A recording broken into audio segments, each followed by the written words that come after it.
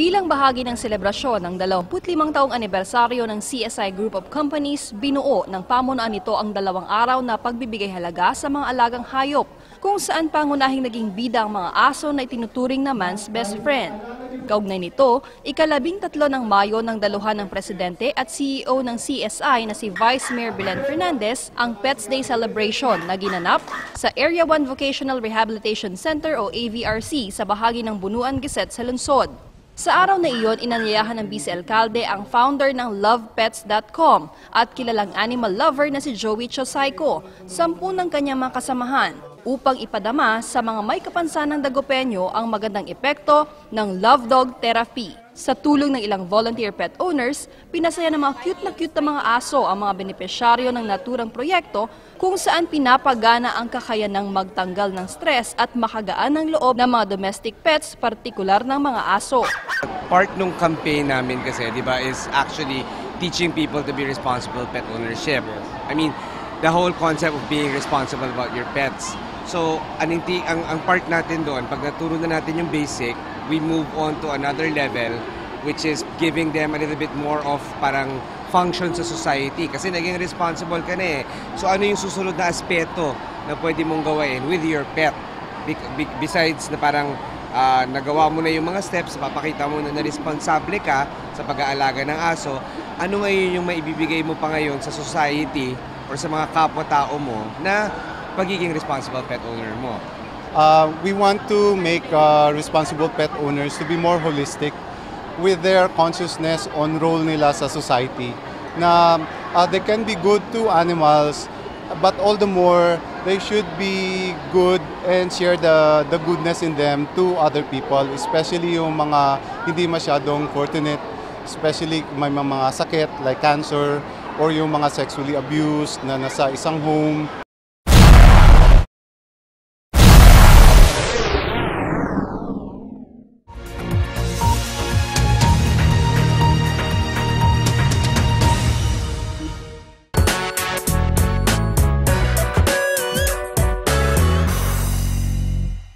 Alam niyo ba, na taong 1967 sa ilalim ng Rehimeng Marcos, una nang inihain sa Kongreso ang Reproductive Health Bill o mas kilala bilang RH Bill.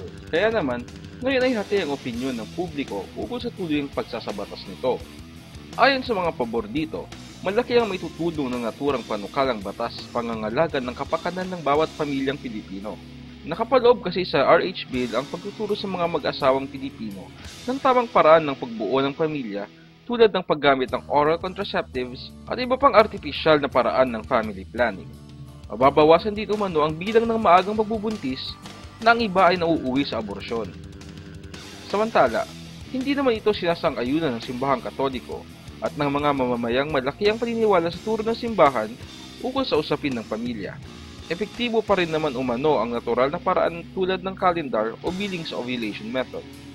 Kung ano man ang kahantungan ng usaping ito sa humigit kumulang 40 taong nagdaan, nasa kamay pa rin ng mag-asawa ang responsableng pagdidesisyon na makakabuti para sa kanilang pamilya.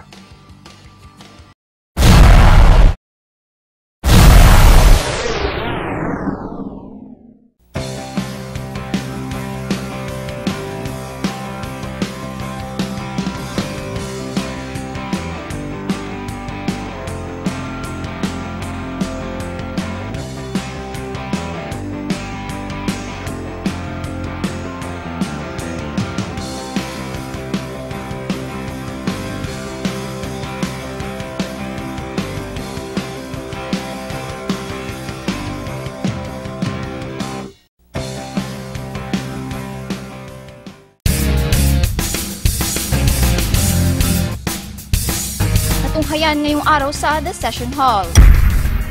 Mga pamilya sa Sitio Watak, Barangay Mamalingling sa lungsod, hati ang pananaw kung lilikas o mananatili sa lugar. Pero City Tourism Office sinabing walang forced eviction na magaganap para sa mga residente habang pabahay at livelihood program ipinangako rin sa mga ito.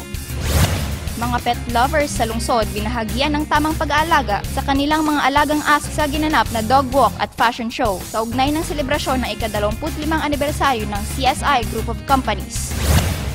Larvicidal chemicals inihalo sa stagnant water sa Barangay Pantal upang puksain ng mga namumugad na lamok at kitikiti. Vice Mayor Belen Fernandez at Councilor Jesus Canto, pinangunahan ang programa. Iba pang barangay, sunod na tinungo.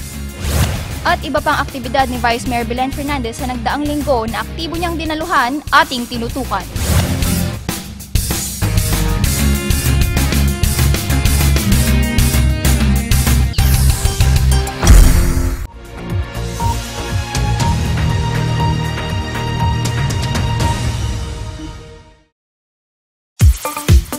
Own a sari-sari store, food cart franchise, educational plan, or buy the latest gadgets. Make your dreams happen because Alaska and CSI 25th Anniversary brings you Alaska Shpapremyo Raffle Promo. From May 22 to August 28, 2011, simply buy 200 pesos worth of retail or 500 pesos worth of wholesale purchase of Alaska products at all CSI branches to get one raffle coupon.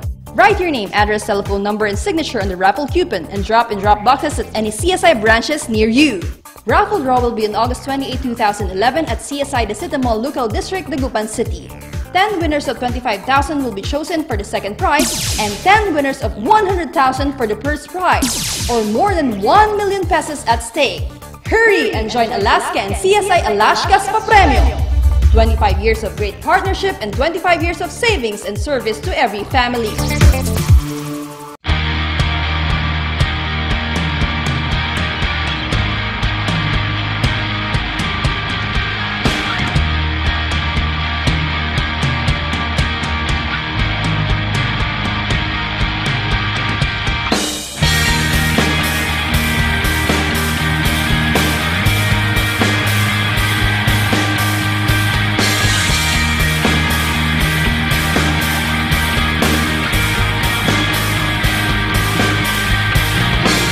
In this milestone, we bring you the CSI 25th Anniversary Raffle Promo.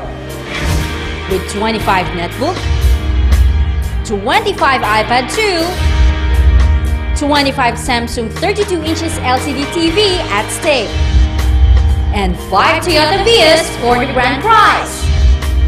Continue shopping at all CSI outlets, buy 500 pesos worth of retail or 1,000 pesos worth of wholesale purchase of participating products and get one raffle coupon.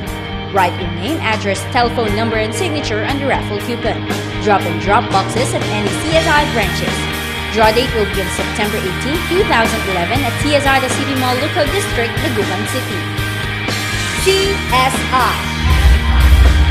25 years of great partnership with trusted products and corporations. 25 years of excellent service and savings. 25 years of value in every family.